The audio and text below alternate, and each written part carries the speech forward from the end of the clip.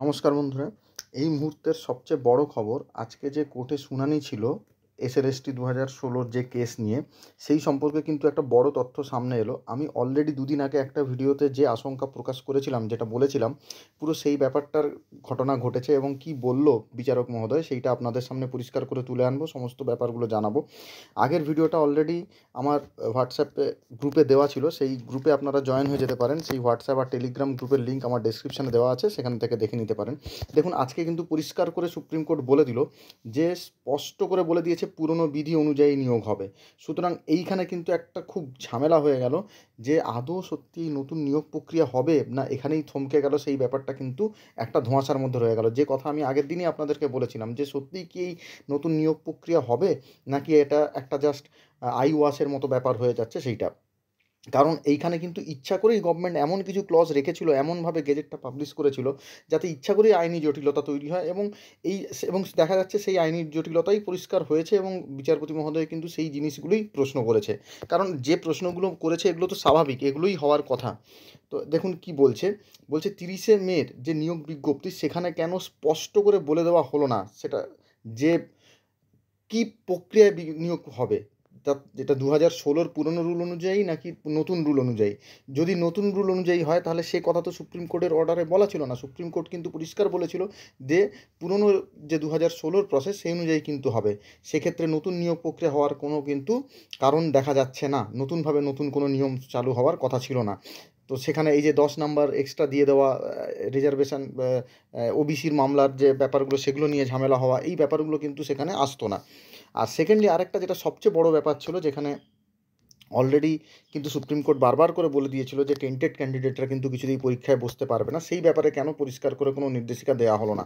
এইখানে দেখুন পরিষ্কার করে বলছে যে নতুন বিধি এনে জটিলতা কেন, কমিশনকে প্রশ্ন করলো সৌগত ভট্টাচার্য, বিচারপতি সৌগত ভট্টাচার্য মহোদয়। ঠিক আছে, তো এই ব্যাপারটা কিন্তু আপনাদের সামনে তুলে ধরলাম। আচ্ছা, এরপরে দেখুন নেক্সট যেটা বলছে, সুপ্রিম কোর্ট স্পষ্ট করে বলে দিয়েছে, এই যে যেটা আপনাদেরকে বলছিলাম, সুপ্রিম কোর্ট স্পষ্ট করে বলে দিয়েছে যে পুরনো বিধি অনুযায়ী নিয়োগ হবে। তাহলে কেন নতুন বিধি, কেন এক্সট্রা করে এইরকম 10 নাম্বার অভিজ্ঞতার জন্য দেওয়া হবে, কেন নতুন একটা সিস্টেম তৈরি করা হবে, একাডেমিকের 35 নাম্বার কেন বাদ চলে যাবে, এই ব্যাপারগুলো কিন্তু পরিষ্কার করে উঠে আসছে এইখানটায়। দেখুন, আগে ছিল একাডেমিক 35 নাম্বার, সাবজেক্ট ছিল 55 নাম্বার, আর ইন্টারভিউ ছিল 10 নাম্বার, এই পদ্ধতিতে পরিষ্কার হতো। কিন্তু এখন নতুন নিয়োগ সিস্টেমে কিন্তু পুরো ব্যাপারটা চেঞ্জ হয়ে গেছে। এখানে ইন্টারভিউর জন্যই 20 নাম্বার হাতে রাখা হয়েছে, ইন্টারভিউর জন্যই 20 নাম্বার, ডেমনস্ট্রেশন বলা হচ্ছে, কিন্তু পুরো ব্যাপারটা কিন্তু সরকারের হাতে থাকছে 20 নাম্বার। এবং আপনারা জানেন এই জায়গায় কিন্তু প্রচুর দুর্নীতির একটা সুযোগ থাকে। কারুকে 4 দেওয়া হবে আর কারুকে 19 দেওয়া হবে, এখানেই 15 নাম্বারের পার্থক্য হয়ে যাবে। সে জায়গায় যে রিটেন পরীক্ষা যে মাত্র 60 নাম্বারের হবে, সেইখানটায় 60 নাম্বারে কিন্তু ওই 15 নাম্বার মেকআপ করা যে কোনো প্রার্থীদের পক্ষে কিন্তু খুব মুশকিল ব্যাপার হয়ে দাঁড়াবে। তো এটা একটা কিন্তু বড় প্রশ্নচিহ্ন চলে আসছে। দেখুন, নতুন পরীক্ষা বিধি নিয়ে হাইকোর্টের প্রশ্নের মুখে এসএসসি। চিহ্নিত যে কথা আপনাদেরকে বলছিলাম, দেখুন, চিহ্নিত অযোগ্যদের কেন নিয়োগ প্রক্রিয়ায় অংশ নিতে বারণ করা হলো না। আমি আগের দিনও ভিডিওতে বলেছিলাম, দেখুন, যদি চিহ্নিত অযোগ্যরা এই পরীক্ষায় অংশ নেয়, একজনও চিহ্নিত অযোগ্য যদি চাকরি পায়, তাহলে কিন্তু পুরো প্যানেল আবার বাতিল হবে। কারণ সুপ্রিম কোর্টে যে কারণে পুরো প্যানেল বাতিল হয়েছে, সেইটা কিন্তু আবার থেকে যাচ্ছে। চিহ্নিত অযোগ্যরা যদি একজনও চাকরি পায়, আপনারা জানেন চিহ্নিত অযোগ্য থাকার জন্যই কিন্তু পুরো প্যানেল বাতিল হয়েছে। আজকে 5 বছর 7 বছর চাকরি করার পর যাদের প্যানেল বাতিল হয়েছে, তারাই বুঝছে সেই কষ্ট। সেক্ষেত্রে যারা নতুন, আমরা পরীক্ষা দিয়ে যদি আবার নতুন চাকরি পাই, সেক্ষেত্রে আমরাও যদি এইভাবে যদি 5 বছর 7 বছর চাকরি করার পর আবার চাকরি বাতিল হয়ে যায়, তাহলে কিন্তু সেই ব্যাপারটা আবার সেরকম সমস্যার মধ্যে চলে আসবে। সোমবারের মধ্যে, দেখুন, সোমবারের মধ্যে জানাতে হবে রাজ্য এসএসসিকে, নির্দেশ হাইকোর্টের। আগামী সোমবারের মধ্যে কিন্তু পরিষ্কার করে জানাতে হবে। এছাড়া আপনারা জানেন আরও অনেকগুলো কেস উঠেছে, কালকেও একটি কেসের শুনানি রয়েছে, 7 তারিখ একটি কেসের শুনানি রয়েছে, অনেকগুলি কেস উঠেছে এই নতুন নিয়োগ বিধিকে নিয়ে চ্যালেঞ্জ করে, ওবিসি মামলাকে নিয়ে চ্যালেঞ্জ করে, গেজেটকে নিয়ে চ্যালেঞ্জ করে, টেন্টেডরা বসছে কেন সেটাকে নিয়ে চ্যালেঞ্জ করে, বিভিন্নভাবে প্রচুর মামলা উঠেছে, এবং এক এক করে এই মামলাগুলোর শুনানি কিন্তু শুরু হতে চলেছে। আমি আগেও বলেছিলাম যে এই বিভিন্ন, মানে ইচ্ছা করে এমন জটিলভাবে গেজেটটা পাবলিশ করা হয়েছে যাতে এই মামলাগুলো হয়, এবং এই মামলাগুলোর আউটকাম কী হবে তার উপর নির্ভর করবে। আপনারা জানেন গেজেটে কিন্তু পরিষ্কার করে স্কুল সার্ভিস কমিশন লিখে দিয়েছে যে এই যে নিয়োগ প্রক্রিয়া, এটার কোনো দায় কিন্তু স্কুল সার্ভিস কমিশনের নয়। যে কোনো মুহূর্তে যে কোনো সময় কিন্তু কোনো নিয়োগ বাতিল হতে পারে, এবং তার জন্য এসএসসি কোনো দায় নেবে না। তাহলে এই ব্যাপারটা কিন্তু খুব সমস্যার মধ্যে হতে চলেছে। সোমবারের মধ্যে জানাতে হবে এসএসসিকে রাজ্যকে এবং এসএসসিকে সোমবারের মধ্যে জানাতে হবে। হাইকোর্ট কিন্তু পরিষ্কার করে এক্ষেত্রে নির্দেশ দিয়ে দিয়েছে।